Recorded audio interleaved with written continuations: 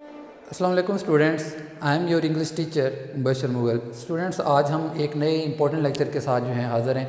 आज हम figure of speech जो है पढ़ेंगे और फिगर ऑफ स्पीच में हम देखेंगे पर्सोनिफिकेशन क्या होता है, यूफिमिज़म क्या होता है और ऑक्सीमोरन का इस्तेमाल क्या है।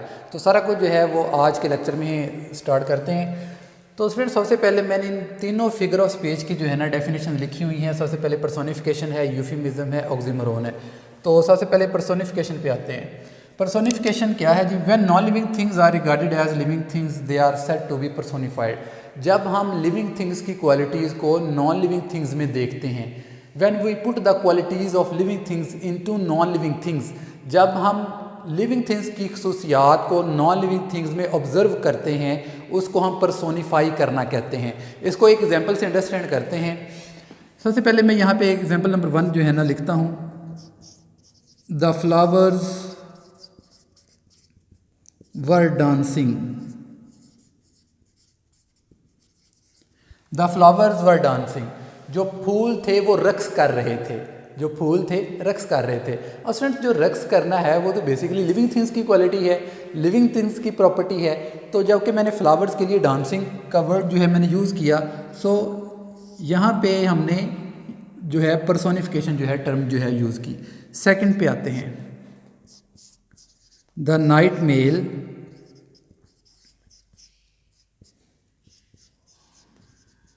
स्नॉट्स। The night mail स्नॉट्स।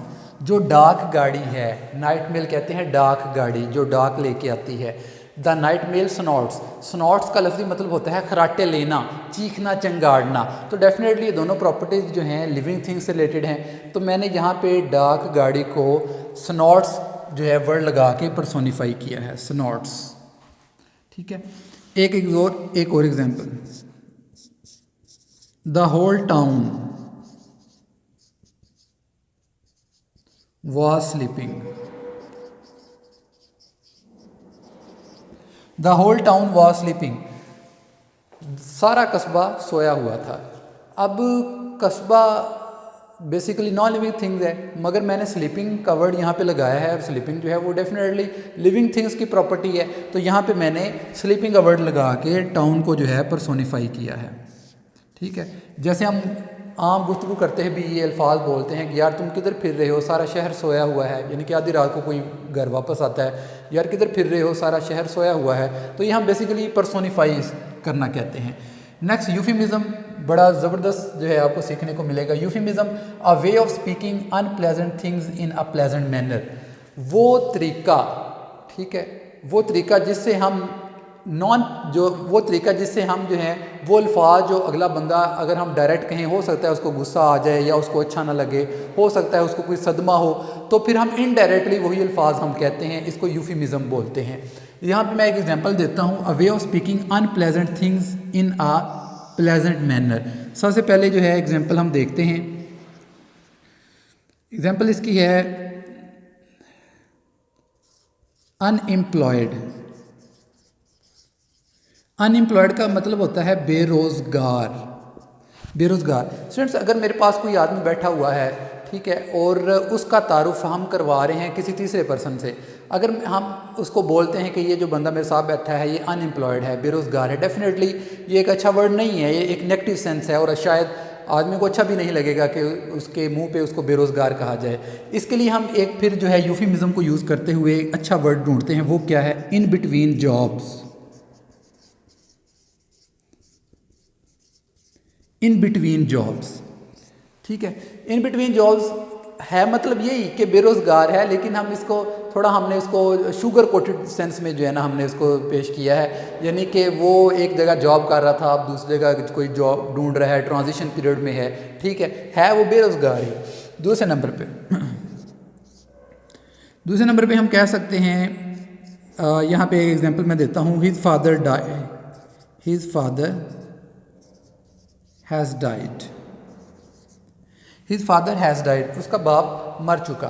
अब डेफिनेटली ये वो अल्फाज हैं, क्योंकि यहाँ पे डेथ या डाइड वगैरह जो है ना बड़े ख़तरनाक अल्फाज हैं। ठीक है। ये हमें इनडायरेक्ट जो है ना हम इसको जो है ना बयान करते हैं। तो इसके लिए फिर हम क्या बोल सकते हैं? हम कह सकते हैं his father is no more, his father is no more. Students अगरचे मतलब इन दोनों सेंटेंसेस का सेम है, लेकिन मैंने बताया जैसे कि डेथ और डाइड जो है ये अल्फाज जो हैं वो डायरेक्ट डेफिनेटली अगले बंदे के लिए पता नहीं वो कैसे होंगे, मतलब दोनों का सेम है, लेकिन मैंने उसको किसी और तरीके से बयान किया। लास्ट सेंटेंस देखते हैं, don't tell a lie. Don't tell a lie, झूठ मत बोलो। अब डायरेक्ट जो है ना अगले बंदे को मैंने झूठा कहा, हो सकता है कि वो उसका जो है ना वो नाराज़गी शो करे, तो इसको जो है ना किसी और तरीके से हम बयान कर सकते हैं। Don't tell me a fairy tale, don't tell me a fairy tale. Don't tell me a fairy tale इसका मतलब भी वही है कि मुझे परियों की कहानी मत सुनाओ, लेकिन मैंने इसको किसी और तरीके से जो है ना इसको लाई को हमने बदल दिया, इसको मोल्ड हमने कर लिया, ये इसको जो है ना यूफिमिज्म कहते हैं। लास्ट हमारे पास आ जाता है oxymoron. Oxymoron, a speech in which two words contradict each other, a speech in which two words contradict each other. अब ये क्या है, इसमें हम वो अल्फाज जो हैं यूज़ करते हैं जो कॉन्ट्राडिक्ट करते हैं एक दूसरे को, और आम ये अल्फाज जो हैं वो यूज़ होते हैं। तो कॉन्ट्राडिक्शन पे इस पर हम बात करते हैं। जैसे आपने देखा होगा, फर्स्ट एग्जांपल हम इसकी देखते हैं। फर्स्ट एग्जांपल है ओरिजिनल कॉपी, ओरिजिनल कॉपी। अब स्टूडेंट्स आपने देखा होगा कि हम ये अल्फाज यूज़ करते हैं, ये बेसिकली कॉन्ट्राडिक्ट करते हैं एक दूसरे को। अब अगर हम गौर करते हैं तो ओरिजिनल और दूसरी साइड पे जो कॉपी है, बेसिकली दोनों वर्ड्स जो हैं कॉन्ट्राडिक्ट हैं। ओरिजिनल कॉपी, क्योंकि जो ओरिजिनल चीज़ होती है वो कॉपी हो नहीं सकती, और जो कॉपी होती है वो ओरिजिनल नहीं हो सकती। डेफिनेटली ये दोनों वर्ड जो हैं ये कॉन्ट्राडिक्ट कर रहे हैं एक दूसरे को। एक और एग्जाम्पल इसकी हम देखते हैं, he was found missing, he was found missing, इसकी ट्रांसलेशन क्या बनेगी, वो गुमशुदा पाया गया। ही वॉज फाउंड मिसिंग, वो गुमशुदा पाया गया, यानी कि गुम हो गया है, वो नहीं मिल रहा, वो गुमशुदा पाया गया। He was found missing. लेकिन स्टूडेंट जब हम गौर करते हैं, चूँकि हमने डेफिनेशन में कहा हुआ है कि इसमें हम टू वर्ड्स वो यूज़ करते हैं जो बेसिकली कॉन्ट्राडिक्ट होते हैं एक दूसरे के, तो यहाँ पे फाउंड और मिसिंग डेफिनेटली दोनों एक दूसरे के ये अपोजिट हैं। फाउंड का मतलब मिलना, मिसिंग का मतलब गुम होना, तो हम ये भी इसको हम यूज़ करते हैं। तो थर्ड एग्जांपल पे हम इसकी आ जाते हैं,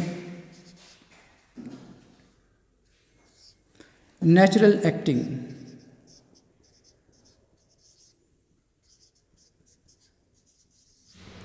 नेचुरल एक्टिंग, नेचुरल एक्टिंग, जो बंदा बहुत अच्छा एक्टिंग कर रहा हो उसके लिए हम वर्ड बोलते हैं कि यार उसकी एक्टिंग बड़ी नेचुरल थी, वो नेचुरल एक्टिंग कर रहा था।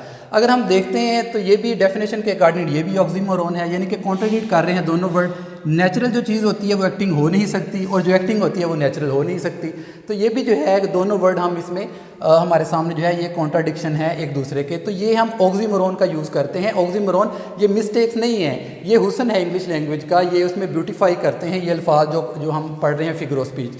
तो स्टूडेंट्स आज का उम्मीद करता हूँ आपके टॉपिक जो है वो अच्छा लगा होगा, और आज हमने पर्सोनिफिकेशन, यूफिमिज्म और ऑक्सीमोरोन पे जो है बात की। इंशाल्लाह ताला कल जो है एक नए टॉपिक के साथ हाज़िर होंगे। अपना ख्याल रखिएगा। अल्लाह हाफिज़।